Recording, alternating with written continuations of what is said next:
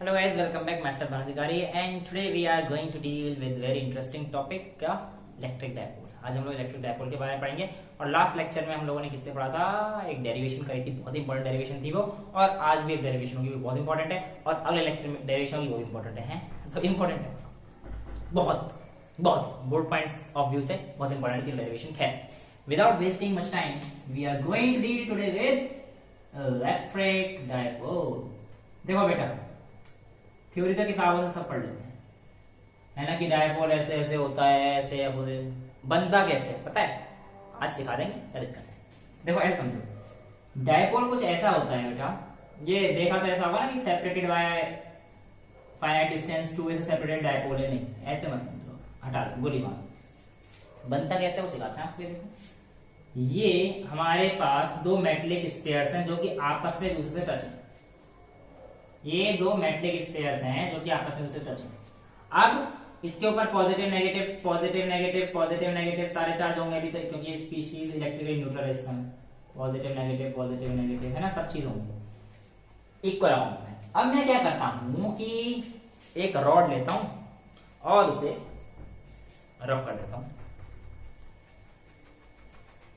सब क्या कर रहे हो, अरे रॉड है यार, ये देखो गलत चीजें मत सिखाएगा, और मेरा दिमाग ना बड़ा शरीफों वाला है। खैर, अब ये देखो, इस पे आगे नेगेटिव चार्ज, मान लो इस पे आगे नेगेटिव चार्ज, याद है, when glass rod is rod with cloth then negative charge, ठीक है। अब मैं इसको बिना टच करे इस पे ले गया, इसको टच नहीं कर रहा मेटलिक स्फीयर से, यहां पर जब टच नहीं करूंगा तो क्या होगा बेटा, ये देखो इस पे नेगेटिव चार्ज आ गए थे, ये टच में ही है, टच में है, मैं पंजा सही से बोला यार, हाँ। तो बेटा ये देखो, ये नेगेटिव चार्ज होने की वजह से यहाँ पे सब पॉजिटिव चार्ज आ जाएंगे इसके, और इधर की तरफ सब नेगेटिव चार्ज आ जाएंगे। ये देखो यहाँ रख दिया, ये हो जाएगा टच में, तो लेकिन ये इंडक्शन प्रोसेस चल रहा है, तो ये पॉजिटिव है, ये तो बात बिल्कुल सही है, यहाँ पे इतने पॉजिटिव चार्जेस सब इस तरफ लाए जाएंगे, सारे नेगेटिव चार्जेस को रिपेल करने लगेंगे। अब इसको पास में रखते हुए, इसको पास में रखते हुए मैं इन दोनों को हल्का सा सेपरेट कर देता हूं। इसको पास में रखा है और इसे मैंने सेपरेट कर दिया। अब इन दोनों के बीच में कोई कांटेक्ट नहीं है, तो मेरे पास एक ऐसी स्पीशीज मिल जाएगी जो इधर की तरफ सिर्फ पॉजिटिव चार्ज रखी हुई है, इधर की तरफ सिर्फ नेगेटिव रखी हुई है, और ये मेरे पास डायपोल है। डायपोल का मतलब दो ऐसे चार्ज जो कि आपस में बिल्कुल इक्वल हों अपने मैग्नीट्यूड में और सेपरेट हो एक फाइनाइट डिस्टेंस से। When a pair of equal and opposite charge are separated by a finite distance, then it is said to be a electric dipole, तो वो इलेक्ट्रिक डायपोल है।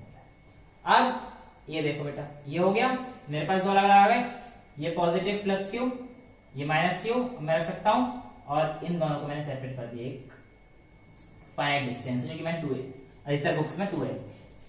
इतना समझ में आता है, इसमें कोई दिक्कत नहीं सर। देखो बेटा, अब हम लोगों ने डायपोल क्रिएट कर दिया, मजे आ गए, है ना। अब डायपोल क्रिएट करने के बाद मैं क्या करने जा रहा हूं कि इसका डायपोल मोमेंट बताना है। वो क्या होता है सर, देखो, dipole moment is defined as the magnitude of either charge multiplied the separation between them. वैसे मैग्नीट्यूड देखो सिंपल से आता है, मैग्नीट्यूड ऑफ आइदर चार्ज मतलब प्लस या माइनस से मुझे कोई मतलब नहीं है ना, सिर्फ मैग्नीट्यूड से, यानी कि Q और उसका डिस्टेंस, तो इसे क्या कहते हैं हम लोग, डायपोल। तो P ये क्या है हमारे पास यहाँ पे, डायपोल। तो it is defined as the product of either charge and the separation distance. Product बोल दिया तो मल्टीप्लाई लिखने की जरूरत है, ठीक है। तो किसी भी एक चार्ज का मैग्नीट्यूड उठाना है और उसके डिस्टेंस को मल्टीप्लाई करें तो आपको क्या मिल जाएगा, डायपोल मोमेंट, जिसको हम लोग P से रिप्रेजेंट करते हैं, और P की वैल्यू क्या आती है, 2a/q। समझ आता है, कोई दिक्कत नहीं सर अभी तक नहीं। अब हम लोग क्या करने जा रहे हैं कि इसको आइडियल डायपोल बना देते हैं। क्या बनाते हैं, आइडियल डायपोल। आइडियल डायपोल क्या होगा बेटा, आइडियल डायपोल वास्तविकता में तो एग्जिस्ट करेगा नहीं, और ऐसा समझ लो एक बहुत ही छोटी सी डिस्टेंस से, अरे ये तो बहुत बड़ी होगी, बहुत ही छोटी सी डिस्टेंस पे पॉजिटिव और नेगेटिव चार्ज दोनों रखे हुए हैं, और क्या करें, मानना पड़ेगा ऐसा है वास्तविकता में तो नहीं है बट मान लेते हैं, है ना, जहां पे हमारे पास डिस्टेंस टेंड्स टू जो है बिल्कुल खत्म 0 and q has finite value, यानी कि where 2a tends to 0 and q tends to infinity, ऐसा अगर कभी डायपोल आएगा तो ये हमारे पास आइडियल डायपोल होगा, बट जरूरत नहीं है ही वास्तविकता में तो। खैर आगे बढ़े डायपोल मूवमेंट के बाद। डायपोल मूवमेंट के बाद हम लोग जो आगे बढ़ने जा रहे हैं उसमें क्या है कि ये इलेक्ट्रिक फील्ड के साथ कैसे वैरी करेगा, इलेक्ट्रिक फील्ड के साथ कैसे वैरी देखते हैं। देखो बेटा डायपोल में हमें एक चीज दिख रही है, नेट चार्ज तो 0 होने वाला है प्लस q और माइनस q की वजह से, पर क्या इलेक्ट्रिक फील्ड 0 होगा, नेट चार्ज 0 है इसका मतलब इलेक्ट्रिक फील्ड 0 है ये नहीं कह सकते, क्यों, because there is a distance and electric field varies with distance also, e k q by r square. हाँ फटाफट से कर दो फिर। तो हम लोग देख रहे हैं ना कि भाई जब बहुत ही दूरी पे चला जाएगा, यानी कि मैं कहता हूं किसी भी r डिस्टेंस की दूरी बहुत दूरी पे चले जाएंगे ना, तो हम लोग ऐसा मानेंगे कि प्लस q से निकलने वाला इलेक्ट्रिक फील्ड और माइनस q से निकलने वाला इलेक्ट्रिक फील्ड आपस में एक दूसरे को कैंसिल आउट कर देंगे, आपस में दूसरे को कैंसिल आउट कर देंगे, डिस्टेंस बहुत बड़ी होगी 2a से। यहां जाके जब ये दोनों फील्ड आपस में दूसरे को कैंसिल आउट कर रहे होंगे तब हम लोग देखेंगे कि उस समय जो e की वैल्यू है बहुत तेजी से गिरेगी, 1/r² के टाइम से भी ज्यादा तेजी से गिरेगी, जो कि कितनी आ जाएगी, लगभग 1/r³ भी आएगी। कैसे आएगी हम लोग आगे देखेंगे। पहले बताओ डायपोल मूवमेंट, इलेक्ट्रिक डायपोल कैसे बनाते हैं। डायपोल मूवमेंट का फॉर्मूला P = 2aq कैसे आया, आइडियल डायपोल का कॉन्सेप्ट, इलेक्ट्रिक फील्ड, सब कुछ समझ में आया। फटाफट से स्क्रीनशॉट ले लो, उसके बाद हम लोग आगे की तरफ चलते हैं स्क्रीनशॉट लेने के बाद। अब एक्सप्रेशन डिराइव करना है, बहुत important from board point of view. Expression drive कर दो सर, मैं तो करूंगा ही, आप लोग भी करना सर, ठीक है। जो जो पूछ रहे हैं बस बताना। देखिए सबसे पहले तो एक्सप्रेशन बेटा एक्सियल और इक्वेटोरियल लाइन की डिराइव करनी होती है। किसकी डिराइव करनी होती है, एक्सियल और इक्वेटोरियल लाइन। एक्सियल और इक्वेटोरियल लाइन है क्या, पहले समझ लेते हैं। एक्सियल लाइन कोई भी ऐसी लाइन जो हमारे पास दोनों चार्जेस से पास करती हो और उनके सेंटर से ही पास करती हो, तो हमारे पास उस लाइन को एक्सियल लाइन कहते हैं। यानी कि एक्सियल लाइन कहीं भी ऐसे नहीं जा सकती, क्योंकि अगर ऐसे रहेगी तो इस चार्ज से पास नहीं होगी, ऐसे नहीं जा सकती तो इस चार्ज से पास नहीं होगी, है ना। तो मैं कह दूंगी कि एक्सियल लाइन यहां तक हो सकती है, मतलब सिर्फ यहां से शुरू करके यहां तक। समझ गए मेरी भावनाओं को समझो यार, जज्बात बदल दोगे 2 मिनट में। यहाँ पे हो सकती है नहीं, ये भी नहीं, क्योंकि दोनों चार्ज को मीट करना चाहिए। तो एक ऐसी लाइन दोनों चार्ज को मीट करे। अब ये एक्सियल लाइन हो सकती है, बिल्कुल ये एक्सियल लाइन, ठीक है। तो इसी वजह से निकाल देते हैं। अब इक्वेटोरियल लाइन क्या होती है, इक्वेटोरियल लाइन वो लाइन होती है बेटा जो एक्सिस के परपेंडिकुलर हो, एक्सिस के परपेंडिकुलर हो और इन बिटवीन द 2 चार्जेस। तो ये ऐसे समझ लीजिए, परपेंडिकुलर भी हो गई और इन दोनों के बिल्कुल मिड पॉइंट पे। तो ऐसी लाइन को हम लोग क्या बोलते हैं, इक्वेटोरियल लाइन। इतना समझ में आ गया, कोई दिक्कत। अब एक्सियल और इक्वेटोरियल में कंफ्यूजन नहीं रहेगा, ठीक है। अब now we are going to drive an expression for बस यार, जब मैं अपने टाइम में था तो मैं यही भूल जाता एक्सियल कौन सी इक्वेटोरियल कौन सी है। अब रटना क्यों, एक बार समझ लो, है ना, तो कोई दिक्कत ही नहीं है। अब देखो बेटा ड्राइव एन एक्सप्रेशन फॉर, अब मैं जो एक्सप्रेशन ड्राइव करने जा रहा हूं वो कौन सी होगी, for electric field, for electric field, है ना, at axial line due to dipole. Dipole की वजह से उसके एक्सियल लाइन पे हमें निकालना है, तो हम लोग कैसे निकालेंगे ये चीज देखते हैं, ठीक है।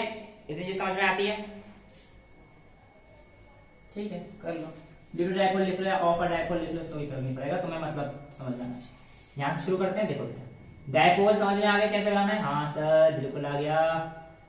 ये डिस्टेंस 2a क्यों ले रहे हैं, अभी समझ में आ जाएगा। ए भी ले सकते हो, कैलकुलेशन बहुत कॉम्प्लिकेटेड हो जाएंगी, ए लेता हूं मैं यहाँ पे इसलिए, ठीक है। देखो बेटा मैंने मान लिया कि ये 2 डायपोल है, 2 चार्ज हैं, let 2 charges plus q and minus q are separated by distance 2a लिख लेना अपने आप, ठीक है। Let P be the point of axial where electric field needs to be calculated and let P be the point जहां पे हमें electric field calculate करनी है and it is separated by distance r from center, r से sorry centre से r distance की दूरी पर, ये सेंटर हो गया तो ये यहां से यहां तक की डिस्टेंस r। बेटा ये सेंटर हो गया तो ये वाला पॉइंट कितना आ जाएगा a, ये वाला पॉइंट है, इधर क्या देता हूं माइनस क्यू, इधर क्या देता हूं प्लस क्यू, ठीक है। अब देखो ये मेरे पास डिस्टेंस r थी, अब माइनस क्यू चीजों को अट्रैक्ट करेगा तो माइनस क्यू की वजह से इलेक्ट्रिक फील्ड इस तरफ लगेगा, प्लस क्यू रिपेल करेगा मान लिया तो इस तरफ लगेगा, है ना। तो हमने पॉइंट पी पे निकालना है, इतना आगे समझ, कोई दिक्कत नहीं, सही कोई दिक्कत नहीं, मस्त है ना, सही लग रहा है, बाल वाल सब सेट है, हाँ ठीक है सर, हाँ जल रहे हो कुछ लगे तो खैर। देखो बेटा लॉक पे जलने से क्या है यार, लॉकिंग में चलेगा मुझे कोई दिक्कत थोड़ी है, हाँ समझ जाओ दूसरा तो यार। अब ये हमारे पास आ गया P पॉइंट जहां पे मैं कैलकुलेट करना, कैसे करेंगे देखो, electric field due to minus q, बेटा कितना आ जाएगा, K Q by R square होता है, ये हमें पता है, और वेक्टर जो मैं लेने वाला हूं उसको मैं लेता हूं P वेक्टर, है ना। आप मैग्नीट्यूड की टर्म्स में रखना चाहो तो भी रख सकते हो, कोई दिक्कत नहीं, सिर्फ E is equals to KQ square पर ले लेना। हो सकता है आपके फुल आ रहे हैं 100 में से 100 और टीचर को नंबर काटना हो तो वो कह देगा कि भाई तुमने वेक्टर नहीं लगाया, इस नंबर काटो, तो ये मौका मत देना टीचर को, ठीक है। चलो 100 में से 100 आने पर बाकी मिल जाएंगे। खैर अब हम लोग देखते हैं कि माइनस के की वैल्यू क्या होती है, 1/4 पाई एप्सिलॉन नॉट क्यू, मतलब माइनस की वजह से है ना, तो यहाँ पे मैग्नीट्यूड नहीं ले रहा, सॉरी मैग्नीट्यूड ले रहा, डायरेक्शन वो नहीं ले रहा, इसका नेचर पॉजिटिव है नेगेटिव, सिर्फ अट्रैक्शन और रिपल्शन बता रहा है, जो कि मैंने यहाँ पे देख लिया, ये जो इलेक्ट्रिक फील्ड है यहाँ पे देख लिया, ये E is equals to E plus q और प्लस E माइनस क्यू की वजह से होने वाला है, और ये कैसे होने वाला है ये अभी हम लोग देखेंगे। देखो बेटा E is equals to 1/4 epsilon not q upon R square, ये क्या लिखेंगे, अब देखो माइनस क्यू से यहाँ तक की डिस्टेंस, देखो माइनस क्यू से यहाँ तक की डिस्टेंस R प्लस ए, क्योंकि यहाँ तक तो R आ गया और इससे इधर की डिस्टेंस ये भी है, तो हमारे पास क्या जाएगा 1/4 pi epsilon not into Q upon R square plus A square, है ये आएगा,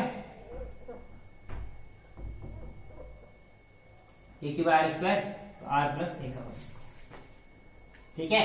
अब R स्क्वायर प्लस ए स्क्वायर नहीं आएगा नालायकों, यहां पर देखना फटाफट से, ये E माइनस क्यू की वजह से प्लस क्यू की वजह से क्या चेंज हो जाएगा, देखो बेटा प्लस क्यू ये लगा रहा है, सेंटर से डिस्टेंस ये R थी लेकिन ये तो कम हो गई, नहीं तो यहां से सिर्फ यहां तक का लगा रहा है, तो R में से A को माइनस कर देंगे तो डिस्टेंस आ जाएगी ना, R में से A को हटा दो तो ये बचेगा, तो यहाँ पे कितना आ जाएगा प्लस की वजह से K Q upon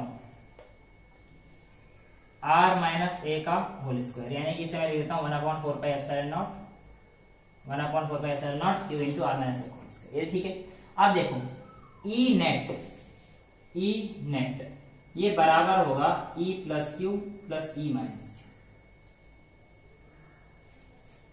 E plus q और E माइनस क्यू। अब ये ध्यान से देखना बेटा, हमेशा ये चीज हम लोग प्लस कर रहे हैं, ठीक है, लेकिन यहां पर तो दोनों इलेक्ट्रिक फील्ड आपस में एक दूसरे को अपोज कर रहे हैं, माइनस क्यू की वजह से इधर आ रहा है, प्लस क्यू की वजह से इधर आ रहा है, तो हमारे पास नेट वैल्यू क्या आ जाएगी, E माइनस क्यू इधर की तरफ है, और मतलब E2 माइनस E1 करना पड़ेगा हमें, या E1 माइनस E2 वो तुम कोई सा भी ले सकते हो, क्योंकि मैग्नीट्यूड दोनों इक्वल है बट डायरेक्शन अपोजिट है, इसलिए हमारे पास वैल्यू चेंज जाएगी।